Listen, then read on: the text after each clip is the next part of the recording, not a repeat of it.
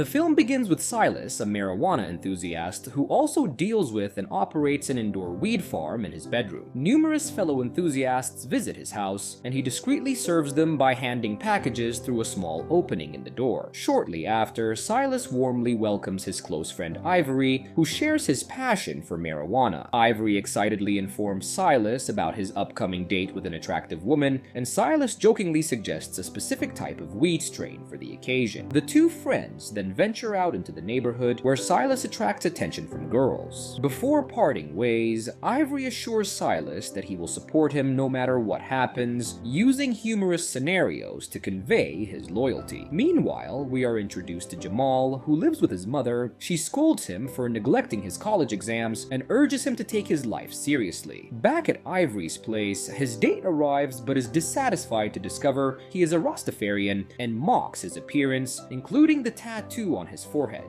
Despite pleading with her not to leave, she abruptly departs from his apartment. That night, Ivory spent an unexpected evening alone, smoking weed and watching TV. As he falls asleep on the couch with a lit blunt, the fire reaches his dreadlocks, setting his body ablaze. In a state of terror, he attempts to escape, but stumbles into a curtain and falls out of the window, ultimately dying from the burns. The following morning, Jamal is seen holding Ivory's ashes and conversing with what he believes to be Ivory's spirit. He decides to keep the ashes as a reminder of their friendship and plans to smoke them at the right time. The scene then transitions to 3 months later. This time, he chooses to smoke Ivory's prepared strain. Afterwards, he heads to his college entrance exams, contemplating smoking Ivory once more. However, he realizes he lacks a blunt. Jamal, whom we encountered earlier, arrives at the same location for his exams, also yearning to smoke his weed, but having only a small amount. As fate would have it, they park next to each other and notice their shared interest. Jamal approaches Silas's car, offering his blunt. The two proceed to roll up and smoke Ivory's strain, filling the car with smoke. Unexpectedly, Ivory's apparition appears in the backseat of the car. Jamal informs Silas that he passed the joint to the third passenger, but Silas notices Ivory and becomes frightened, hastily exiting the vehicle. Ivory then reveals himself and explains that he is indeed deceased, but has returned to assist Silas in achieving high scores on his college entrance exams. He discloses that people can only see him when they smoke him, and that he possesses knowledge from another realm inhabited by intellectuals like Socrates and Plato. Ivory is determined to fulfill his promise of supporting Silas, even in death. Silas expresses surprise at Ivory's ability to predict his demise, but chooses to believe him nonetheless. The scene shifts to a later time. A woman praises Silas and Jamal for their outstanding grades, wishing them success in the future. They're stunned that Ivory's claim about his weed-boosting intelligence was true. The next day, various organizations and colleges approach them with tempting offers. Even the church and army seek their enrollment. Eventually, they choose Harvard School, as proposed by a persuasive professor. Silas and Jamal start college and stand out with inappropriate behavior compared to other white students. Silas warns Jamal about their limited supply of rare ivory weed, suggesting they use it sparingly. They encounter Bart and Lauren on campus. Silas asks Bart for directions, but Bart responds rudely. Jamal defends his friends, confronting Bart. Silas and Lauren exchange glances. Bart challenges Silas to a competition, which Silas accepts. In the auditorium, Dean Carl holds an orientation. Silas and Jamal disrupt the session, attempting to gain attention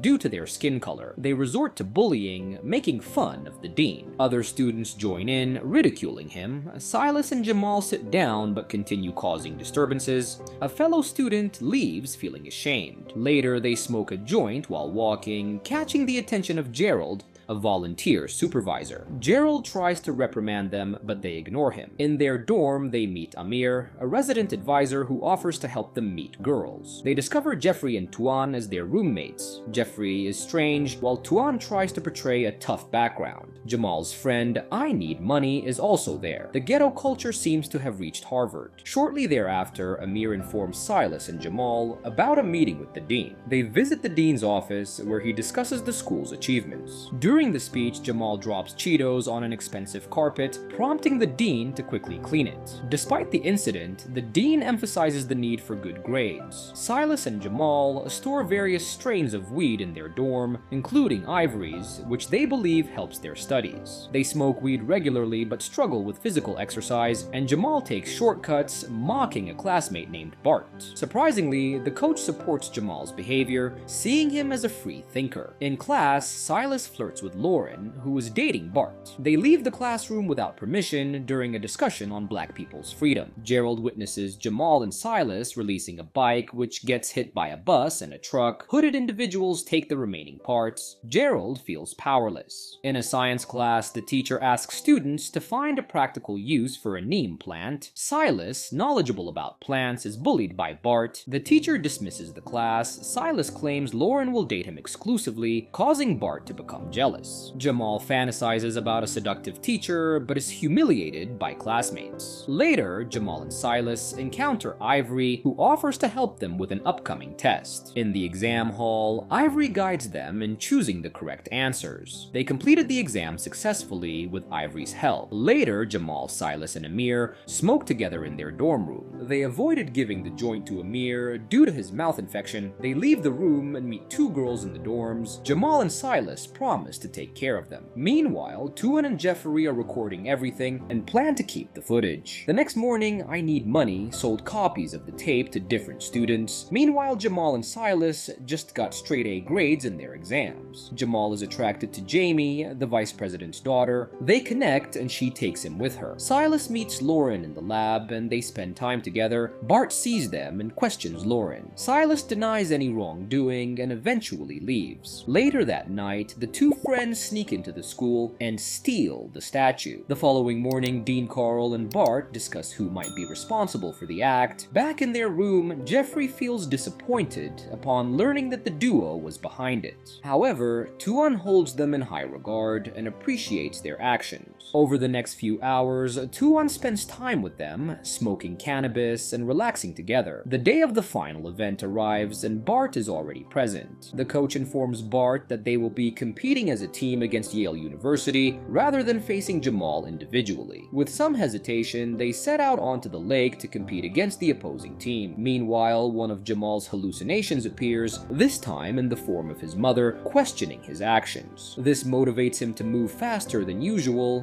giving them an advantage in the competition. Later in the day, the dean summons the coach to his office, only to find the coach's appearance transformed into that of a gang member. Carl warns him to keep Jamal away from Jamie, the vice president's daughter, and the coach agrees to make an effort. Shortly after, we see Jamal and Jamie in bed together, smoking marijuana. Unbeknownst to them, Jamie's father is the vice president, and a group of agents are listening to their conversation from a van. That night, the duo once again sneaks into the dean's office and sets up a terrifying surprise for him. The following morning, Carl arrives at his office to discover it in disarray, filled with feathers from birds. Angry, he calls them out and lines them up for a confrontation. Although they deny it, he warns them anyway. Later, they go to a rough neighborhood to invite some girls to a Halloween party, unaware that the girls are under the control of a pimp. The street girls agree to come. Meanwhile, Silas is baking a marijuana-infused brownie for the dean. This time, they plan to drive him crazy by sending it to his own house. Meanwhile, the dean is at home preparing for a Halloween party with his wife. He receives the marijuana brownie, mistaking it for a gift from his mother. Back at the students' dormitory, they are also having a Halloween party, and the street girls are invited. Jamie is there too, along with Jamal. At the teacher's party, the dean encounters his superior, Philip, but he acts strangely and inappropriately due to the effects of the marijuana. He even starts dancing on the floor, and his wife joins him. Back at the dormitory, the street girls arrive, and Silas introduces them to Tuan and Jeffrey, welcoming them to have as much fun as they please. Chaos ensues as the girls engage with the boys. Meanwhile, the pimp arrives at the party with his son to take his girls back. The party becomes wild that night, and Silas ends up flirting and conversing with Lauren. She ends her relationship with Bart, and Silas takes her in. In the bedroom, they smoke from a blunt, and they start to feel better, eventually kissing. After they leave, Gerald sneaks into the room and begins searching for something. Since Silas is not there, Gerald has the room to himself. himself. Eventually, he finds something that triggers him and takes it. He hides it in his jacket and brings it to his own room. He manages to roll some of it and light up his blunt, surprised by the new world he experiences and enjoying the high. Meanwhile, the pimp arrives at the party with his son and discovers his street girls with Tuan and Jeffrey. He fights to separate them. Silas and Jamal arrive during the chaos. However, the pimp accidentally slaps "I need money," and a fight breaks out between them. Shortly after, the police arrive and the party ends with everyone running. The next morning, the duo was surprised to witness the aftermath of the crazy party. They are summoned to the dean's office and he threatens to expel them this time for hosting the party. He places them on academic probation, leaving them feeling depressed. Shortly after, they start packing up to leave Harvard because they no longer have the ivory or the dignity they once had. However, Silas is determined to finish his neem plant experiment. He begins experimenting on Tuan, giving him the plant. Unfortunately, Tuan vomits in front of them, grossing them out. Nevertheless, the duo still has other strains, and for the next couple of days, they attempt to study using them. However, the other strains don't provide the same help as the ivory did, and they start to fail. They decide to exhume the corpse of another intelligent deceased person and try smoking it just as they did with ivory's ashes. But they struggle with the smell and attempt to cut the corpse's arm and smoke the finger, but it doesn't work, only leaving them dirty. Meanwhile, Gerald indulges in ivory and becomes addicted. Surprisingly, he sees Ivory's ghost as he smokes. Fortunately, Ivory ends up with Jamal and Silas, and they are thrilled to have him back. However, only a few matured strains of ivory remain, so Silas decides to balance the impurity of the neem plant by combining it with some of Ivory's strain. Later on, as the duo is studying, Dean Carl arrives and declares that they won't pass their finals anyway. He also informs them that the grades will be announced at the vice president's alumni party, which Jamie will attend. Silas and Jamal won't be present. The dean is excited to have finally gotten rid of them. However, there is still a chance for them, and Silas just needs to complete his plant experiment. He finally discovers the error with the neem plant and fixes it by incorporating Ivory's strain using his prior knowledge. The party finally arrives, and Jamie brings her boyfriend, Jamal, to her father's party. This angers the dean, but he can't do anything about it. Jamie introduces Jamal to the vice president, who seems to like him. Silas is also present to showcase his new experiment. He tosses the final product of his work, a combination of the neem plant and marijuana, into the fireplace, causing smoke to fill the room and be inhaled by the partygoers. Everyone starts to relax and chill out,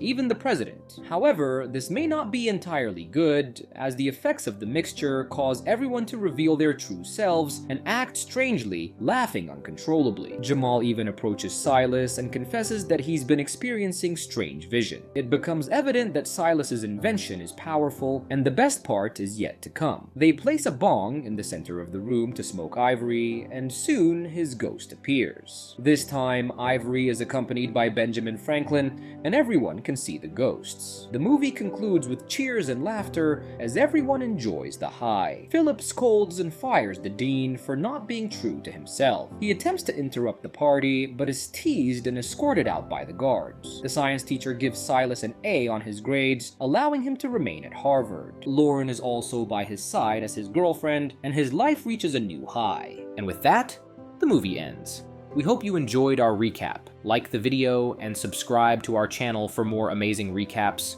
See you in the next one.